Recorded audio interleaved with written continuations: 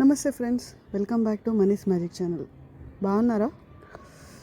ఇవాళ టాపిక్ వచ్చేసి బీయింగ్ పాజిటివే, కానీ నెగిటివిటీ ఎలా క్రియేట్ అవుతుంది అన్నదానికి ఒక ఎగ్జాంపుల్ చెప్తాను. ఇందులో కోపం కూడా ఒక భాగమే నెగిటివిటీ పెరగడానికి.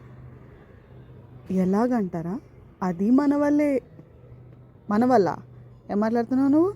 మన వల్ల మనకేమొస్తుంది అని అంటే, ఎదుటి వాళ్ళు మాట్లాడేదానికి మన బ్రెయిన్ రియాక్ట్ అయ్యి, మన వాడుక భాషలో చెప్పాలంటే సీరియల్లో చూపించినట్టు మనమే ఒక సినిమా అల్లేసుకొని వాళ్ళ మీద పాజిటివ్ ఇంప్రెషనో నెగిటివ్ ఇంప్రెషనో తెచ్చేసుకొని, అసలు వాళ్ళకి ఆ ఉద్దేశం ఉందో లేదో క్లారిటీ లేకుండా, కన్ఫర్మ్ చేసుకోకుండా, మళ్ళీ ఏమంటారు, అదే క్లారిటీ లేకుండా కన్ఫర్మ్ చేసుకోకుండా ఒక జడ్జిమెంట్కి వచ్చేస్తాం కదా.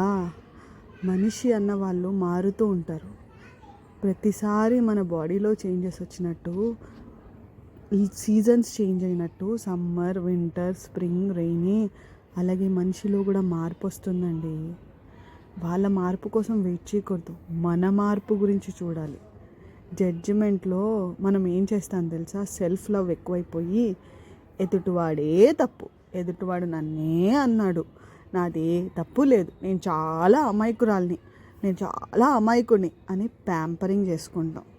అన్ని కష్టాలు నాకే, ఈ భూమి మీద ఎవ్వడికి కష్టాలు లేవు.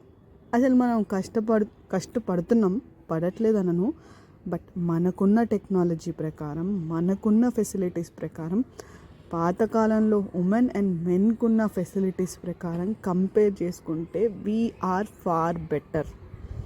మనం ఆల్మోస్ట్ Cloud9 మీద ఉన్నాం, అండ్ ఎవ్రీబడి Cloud9 మీద ఉన్నాం, హ్యాపీగా ఉన్నాం, నేను చాలా బెటర్గా ఉన్నాను అన్న స్లోగన్ చెప్పండి.